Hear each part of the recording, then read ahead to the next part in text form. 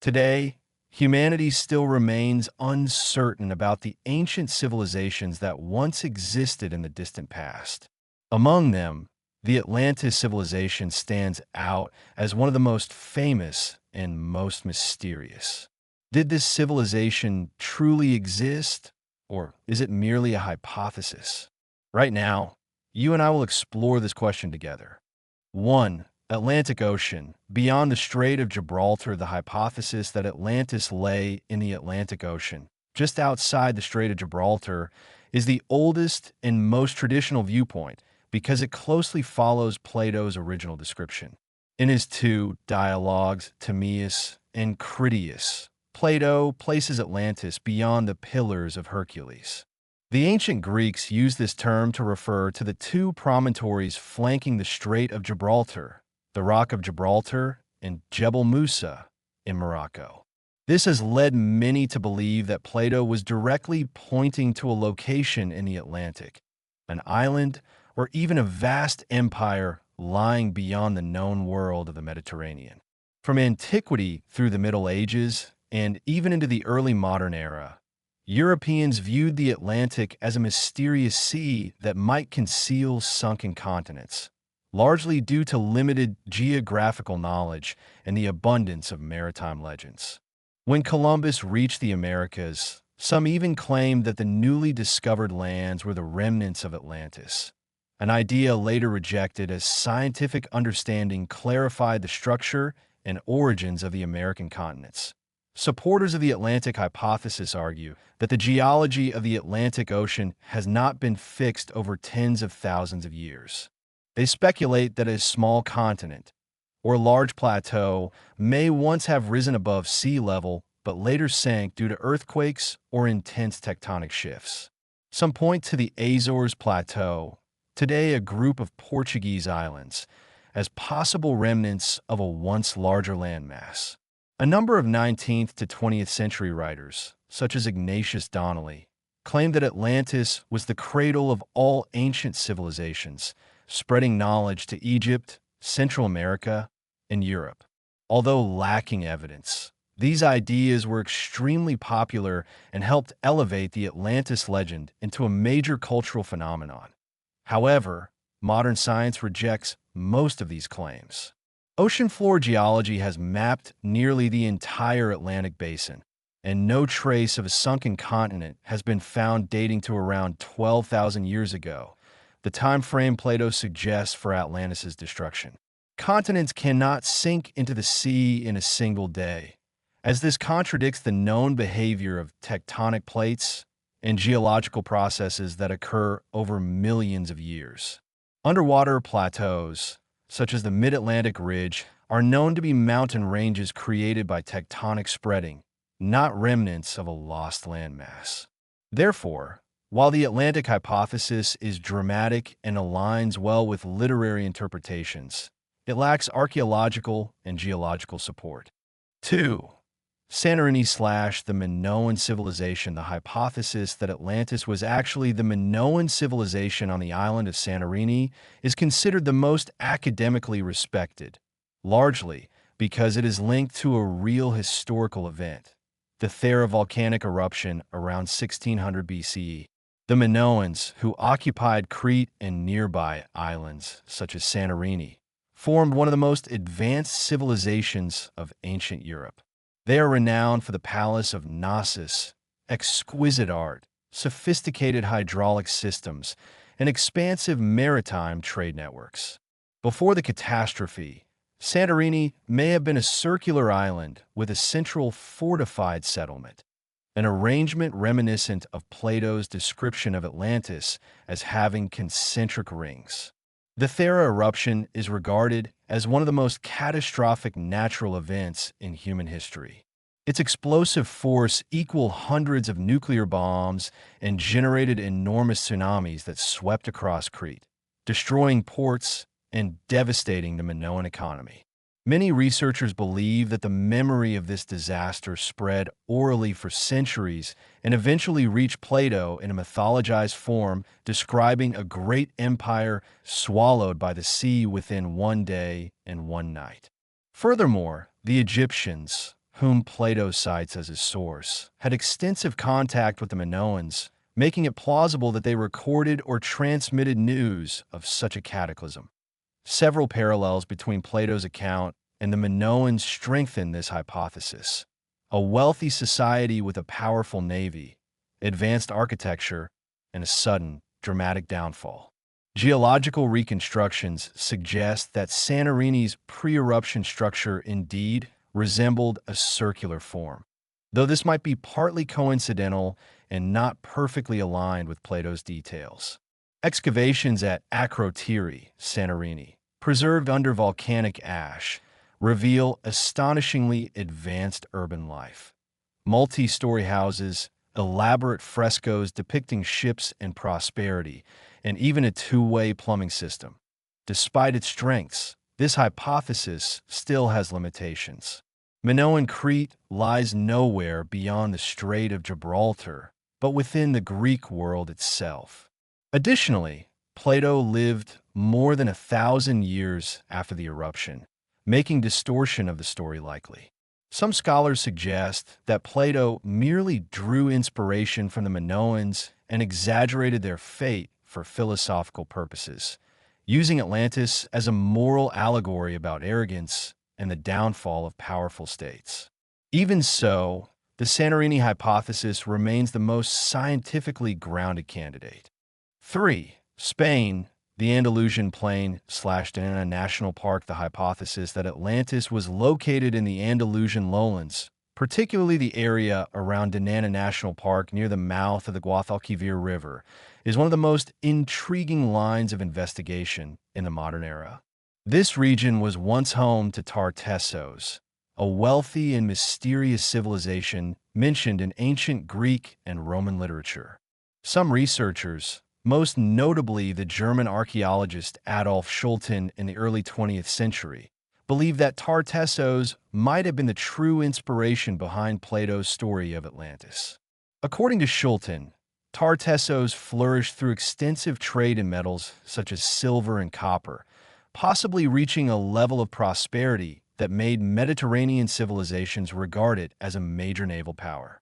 In the early 21st century, satellite imaging and ground-penetrating radar surveys in the Diana marshlands revealed faint concentric circular structures. This led some research groups, especially Richard Freund and his team, to argue that these may represent the remnants of an ancient city destroyed by a tsunami. Freund proposed that the cultural memory of a circular city wiped out by massive waves could have been passed from the Tartessians to Greek thinkers. This theory fits with the idea that Plato may have drawn inspiration from multiple sources, including accounts of large-scale tsunamis that historically struck the Mediterranean region. However, many scholars strongly dispute this hypothesis. The rings seen in satellite images may simply be traces of ancient salt basins or natural marshland formations. Dating the site is extremely difficult due to thick layers of sediment, and the excavated remains are not sufficiently conclusive to prove they are more than 3,000 years old. Some archaeologists argue that the structures found in Diana are likely Roman or medieval in origin, not the remnants of any legendary civilization. Moreover, Plato's description of Atlantis as being larger than Libya and Asia Minor combined does not match the actual size of Andalusia. Some defenders of the theory argue that Plato was speaking metaphorically about power or influence rather than literal geographic size. Supporters of the Andalusian hypothesis believe the site may not represent the entire Atlantis, but rather its capital city, destroyed by a tsunami, while the broader Atlantean Empire might have stretched across southern Spain. Overall, the Diana hypothesis is compelling because it is linked to a real, historically attested civilization, Tartessos, and because there is some archaeological groundwork to support further investigation. However, current evidence remains insufficient to draw definitive conclusions. Nevertheless, this location remains one of the most notable and active fields of on-site research into the Atlantis question in the 21st century. 4. Caribbean. The Bahamas/Bimini Road, the Caribbean region, especially the Bahamas, has been widely cited by non-traditional researchers and enthusiasts of mystical or esoteric theories as a possible location for Atlantis. One of the most frequently referenced pieces of evidence is the underwater formation known as the Bimini Road, discovered in 1968 near North Bimini Island. This feature consists of rectangular to nearly square limestone blocks arranged in 3 parallel rows, giving the appearance of a paved road or man-made structure submerged beneath the sea. The idea gained popularity largely due to Edgar Cayce, a well-known psychic who predicted that remnants of Atlantis would be found near Bimini in the late 1960s. The discovery, coinciding with his prediction, generated widespread fascination. Supporters of the theory argue that the stone formation appears too regular and geometric to be a natural occurrence. They propose that rising sea levels after the last ice age may have submerged what was once a larger island or even a continental fragment in the Caribbean, home to an ancient civilization. Amateur divers and independent researchers have also reported encountering unusual formations on the seafloor around the Bahamas and Cuba, including what they claim to be pyramids, rectilinear architecture, or submerged city-like grids. However, mainstream archaeology and geology paint an entirely different picture.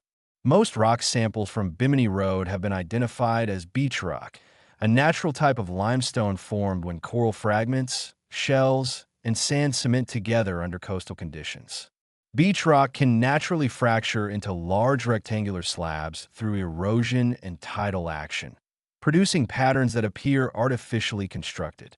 Radiocarbon dating also indicates that Bimini Road is only a few thousand years old, far younger than the 9000 BCE date given in Plato's timeline for Atlantis. No signs of human craftsmanship, such as tool marks, columns, pottery, or metal artifacts, have ever been discovered on or near the site. Additionally, if Atlantis had existed in the Caribbean, researchers would expect to uncover widespread archaeological evidence.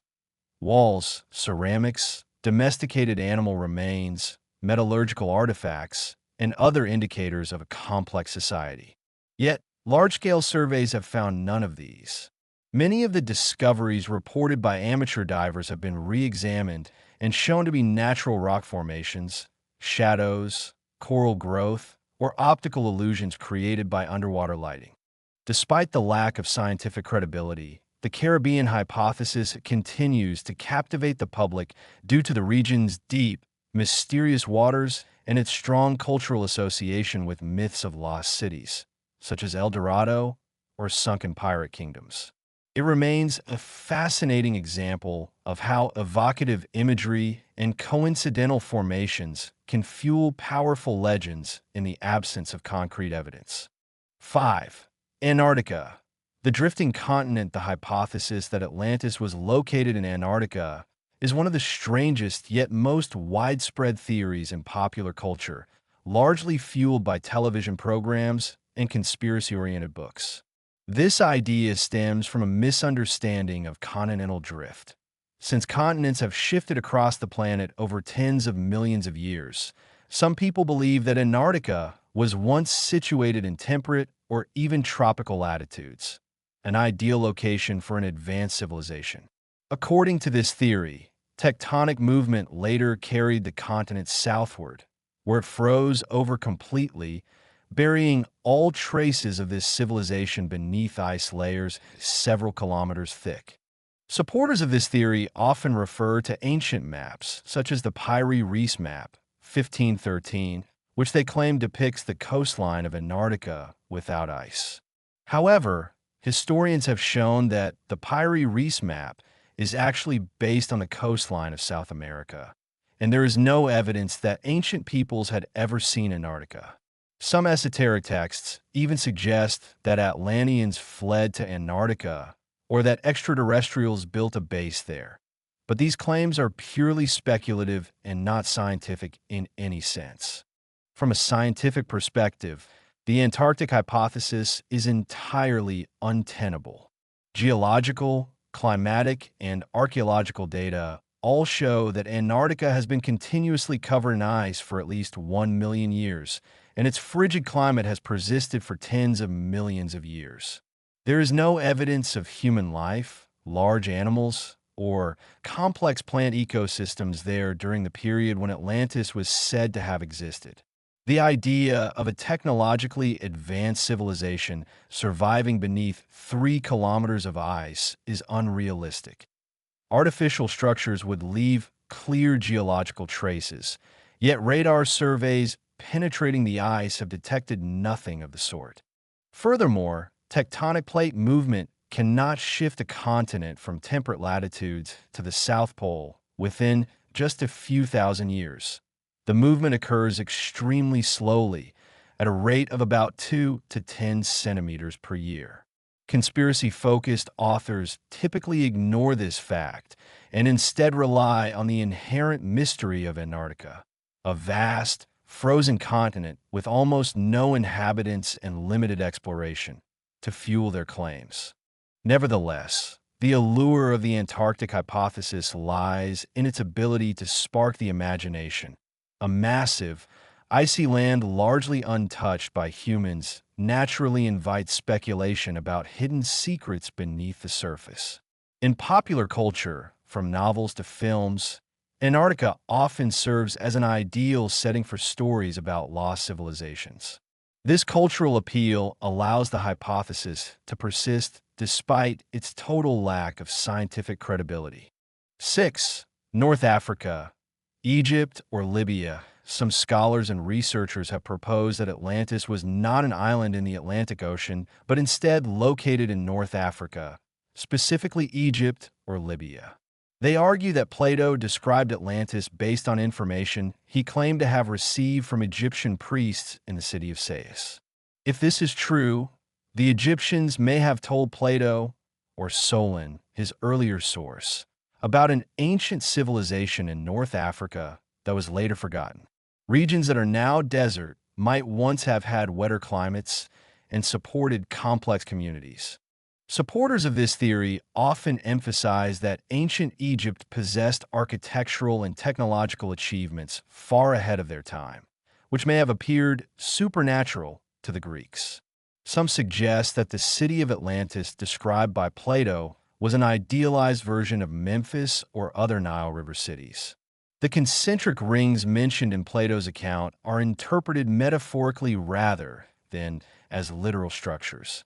Some Libyan researchers also refer to ancient deltas that later became desertified, possibly home to large cities that disappeared under shifting sands and climate change. However, the North African hypothesis faces major problems. First, Plato's geographical description is explicit. Atlantis lay beyond the Strait of Gibraltar, not to the east. If there was a misunderstanding, it would have to be a massive one in oral transmission, something most scholars find unconvincing. Second, no civilization in Egypt or Libya ever vanished in a single day and night, as Plato described. The decline of empires in this region occurred gradually, influenced by warfare, internal conflict, or climate shifts, not by sudden cataclysmic destruction. Moreover, Egypt's archaeology is extremely well developed, making it highly unlikely that a major civilization could have existed there without leaving evidence. Large desert regions of Libya have also been surveyed by major archaeological projects, yet nothing matching Plato's description has been found. Some researchers argue that linking Atlantis to Egypt is more symbolic than historical. Plato used Egypt as a symbol of stability and wisdom, while Atlantis represented moral decline and destruction. The contrast was philosophical rather than geographical. Although the North African hypothesis lacks strong archaeological support, it remains appealing because of its connection to the Egyptian origins of Plato's story. For those interested in interpreting Atlantis through cultural or symbolic frameworks rather than empirical archaeology, this theory retains a certain charm. 7. The Black Sea, The Black Sea Deluge event. The hypothesis that Atlantis was located in the Black Sea region is based on the Black Sea Deluge event, a sudden rise in sea level believed to have occurred around 5,600 BCE. Geologists William Ryan and Walter Pittman argued in the late 20th century that the Black Sea was once a freshwater lake positioned about 150 meters lower than the Mediterranean Sea. When ice melted after the last ice age, Mediterranean water levels rose and eventually broke through the Bosphorus land bridge, creating a massive Great Flood that submerged tens of thousands of square kilometers of land around the lake. Supporters of this hypothesis claim that memories of the Black Sea flood may have spread over time and transformed into various flood myths, including stories of a civilization disappearing beneath the sea. This aligns with many ancient flood legends, from Sumer and Babylon to the Bible. Some underwater remnants in the Black Sea, such as wooden structures discovered near the Bulgarian coast, are interpreted as evidence of submerged settlements. However, the major problem with this hypothesis is the stark contrast with Plato's description. Atlantis was depicted as a powerful maritime empire with a large military, advanced urban architecture, and a strong navy. No archaeological evidence from the Black Sea region suggests the existence of a civilization of such scale at that time. The submerged villages that have been found are small Neolithic settlements and do not match Plato's account at all. Moreover, the Black Sea is far from the beyond the Strait of Gibraltar location described by Plato. To connect this hypothesis with his narrative, one would have to assume that the entire geographical description was either wrong or metaphorical, an idea that most scholars find unconvincing. Even so, the Black Sea hypothesis is appealing because it is grounded in a real geological event, a catastrophic flood caused by rising sea levels. It clearly demonstrates how ancient people could transform natural disasters into long-lasting myths. However, the Black Sea Deluge, dramatic as it was, has no direct connection to an advanced civilization being suddenly destroyed. It fits better with global flood legends than with the Atlantis described by Plato. 8. Atlantis as a metaphor. No real location among all Atlantis hypotheses. The one most widely supported by scholars is that Atlantis was never a real historical place, but rather a moral and philosophical allegory created by Plato.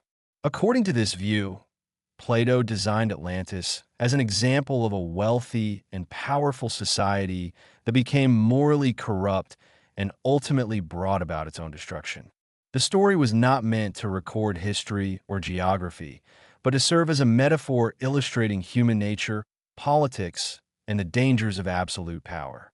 In Critias, Plato provides unusually detailed descriptions of Atlantis, its politics, military, and city structure.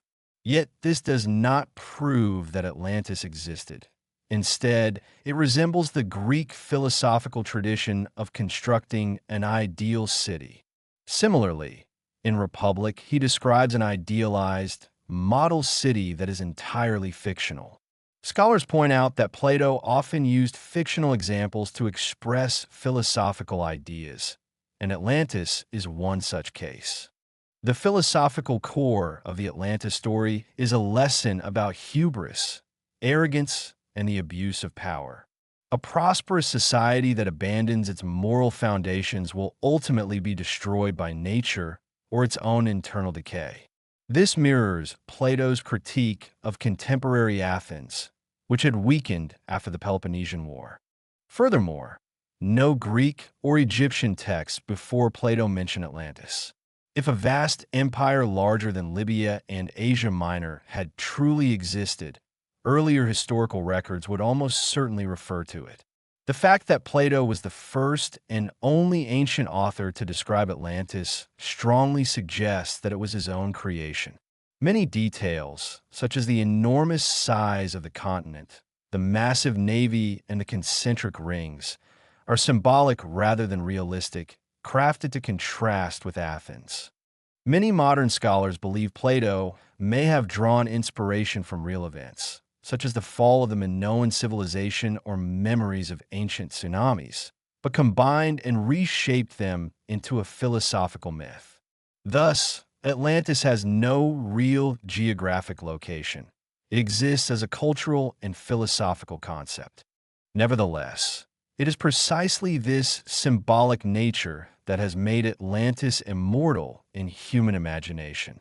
It represents the dream of a perfect lost civilization and at the same time reflects humanity's fear of the inevitable collapse of great empires that Viet prompt on Tuong Envoy Moi Fan. We've now explored many fascinating theories about the Atlantis civilization. Thank you so much for watching the video. I'll see you again in the next one.